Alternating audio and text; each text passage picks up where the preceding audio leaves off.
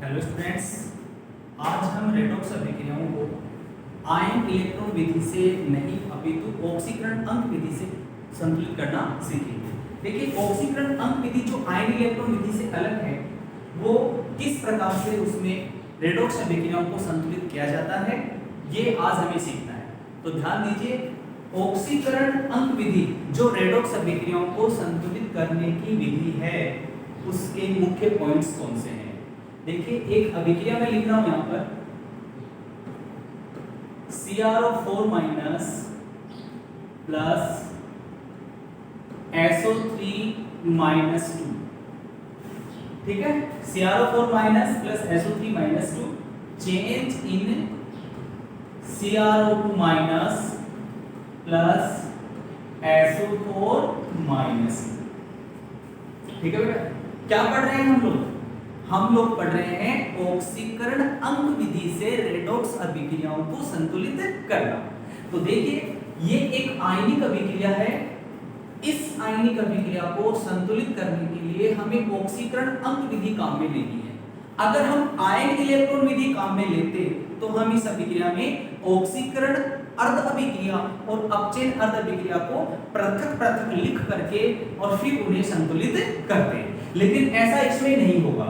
तो इसमें डायरेक्ट हम लोगों को क्या करना है कि ये जो एक समीकरण मैंने लिख दी है, इसमें इन तत्वों के ऑक्सीकरण अंक इनके ऊपर लिखिए, दर्शाइए, जिससे हमें ये मालूम पड़े कि किसकी ऑक्सीकरण अंक में कमी हो रही है और किसकी ऑक्सीकरण अंक में वृद्धि हो रही है। तो बेटे जी, मैं क्रोमियम का ऑक्सीकरण अंक निकालूं, यहां पर कितना आएगा बताइए। CrO4 माइनस है तो प्लस 7। क्रोमियम का कितना ऑक्सीकरण अंक होगा, अक्षमान पे निकाल लीजिए, प्लस 7 होगा बेटा। यहां पर कितना होगा, 2 दूनी 4 में से 1 गया 3, प्लस 3। यहां सल्फर का ऑक्सीकरण अंक कितना है, प्लस 4, और यहां सल्फर का कितना है, प्लस 6। कैसे निकाला, चलो मैं बताता हूं आपको। 4 ऑक्सीजन तो -2 को मल्टीप्लाई करो 4, -8, -8 में से 2 बचा हुआ है माइनस का, मतलब -6 बैलेंस हो चुका है। अब -6 किससे बैलेंस होगा, +6 से, इसका मतलब सल्फर का +6। अब हमें ऑक्सीकरण अंक विधि से इसे संतुलित करना है। तो ऑक्सीकरण अंक हमने सबसे पहले लिखे के ऊपर +7, +3, +4 और +6। हम जानते हैं कि जिसके ऑक्सीकरण अंक में कमी हो रही है उसका अपचयन हो रहा है, तो इसका तो हो रहा है अपचयन +7 से +3, और जिसके ऑक्सीकरण अंक में वृद्धि हो रही है उसका हो रहा है ऑक्सीकरण। तो सबसे पहले हम ऑक्सीकरण अंक में होने वाली कमी और वृद्धि, ऑक्सीकरण अंक में होने वाली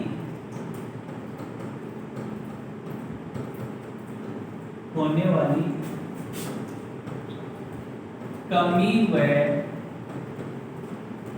वृद्धि को बराबर करना है।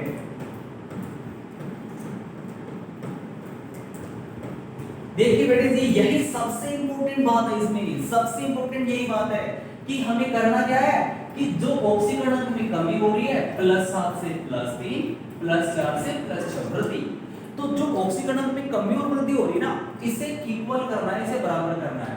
तो इसके लिए उपयुक्त गुणांकों का उपयोग हम लोग करेंगे। तो सबसे पहले मैं लिखूं कि ऑक्सीकरण अंक में कमी,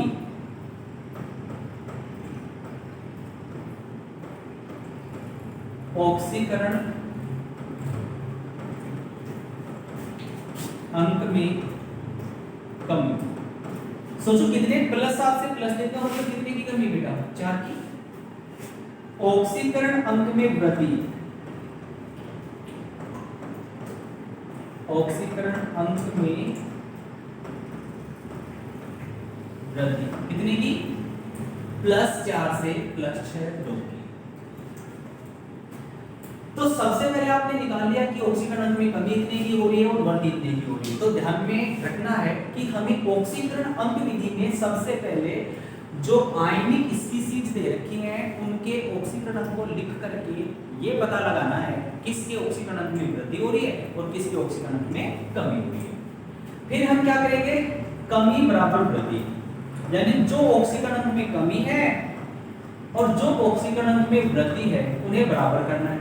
कमी और वृद्धि को बराबर करने के लिए आप लोग क्या करें कि जो वृद्धि है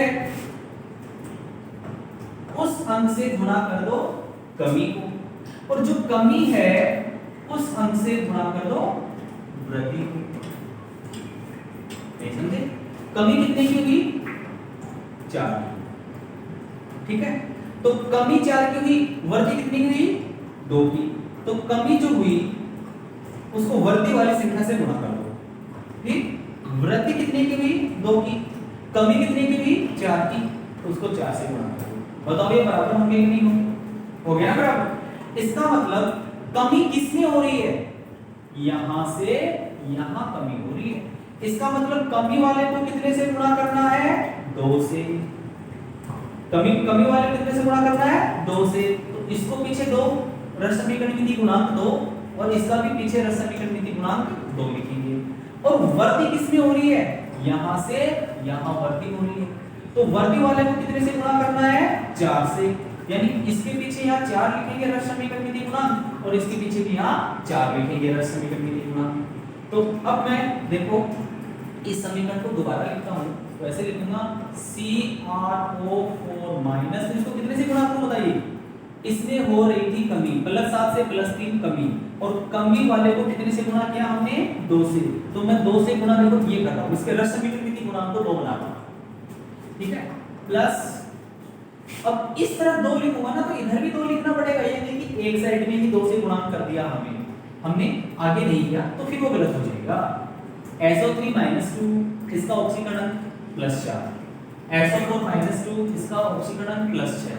तो वृद्धि वाले को गुणा करना है 4 से, तो इसके पीछे 4 लिखूंगा तो यहाँ भी 4 लिखूंगा, तो +4 SO3 -2 चेंज इन, अब CrO2 है ना तो इसको 2 से गुणा करना है, CrO2 माइनस प्लस इसको 4 से गुणा करना 4 SO4 माइनस।